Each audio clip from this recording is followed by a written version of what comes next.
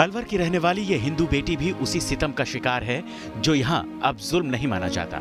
जी हाँ, कुछ जालिमों ने इसे भी अपनी हैवानियत का शिकार बना डाला। लेकिन फिलहाल इस घर में मातम बलात्कार का नहीं, उस मौत का मनाया जा रहा है जो बलात्कार के बाद इंसाफ मांगने की वजह से गिराई गई।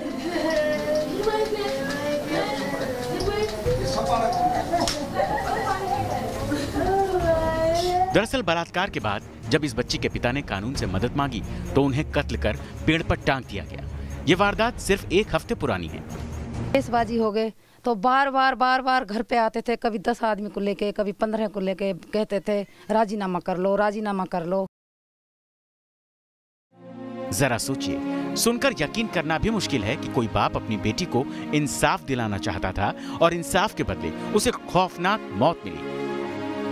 दरअसल अलवर में हिंदुओं के घर में घुसकर बलात्कार और किडनैपिंग आए दिन की वारदात हो गई है। ऐसे ही इस बच्ची के पिता के साथ भी हुआ कि सुबह ही मतलब मेरे पति को किसी ने किडनैप किया है, किसी ने आवाज देकर बुलाया है, जन उसके संग क्या हुआ, हम सारे घर के सो रहे हैं और मेरे पति की हत्या जंगल में ले जाकर कर दी गई। यानी जुल्म का सिलसिला कुछ ऐसा है कि यहाँ हिंदुओं को मारा भी जाता है और रोने भी नहीं दिया जाता। हिंदुओं की हालत पाकिस्तान में है ये तो सुना था, लेकिन इससे बड़ी शर्म की बात क्या होगी कि ये सब खुलेआम हिंदुस्तान में हो रहा है। मैंने सुमरादीन से कहा बार बार, भाई तेरे बच्चों को कंट्रोल कर, भाई मेरी बहन को ज़बरदस्ती परेशान कर रहे हैं। सुमरादीन ने कहा मैं कर लूँगा। फिर यह हुआ मेरी बहन के साथ में यहाँ तक कि पिस्टल की भी धमकी देने लग गए, उसको गन पॉइंट पर रखने लग गए। बलात्कार किया, बाप का कत्ल किया और अब गुनहगार परिवार को खुलेआम धमकी देते हैं। ऐसा लगता है जैसे मौत इस बच्ची के पिता की नहीं बल्कि कानून की हो चुकी है। जाहिर है ये वो चंद लोग हैं जो कैमरे पर बोलने की हिम्मत कर सके।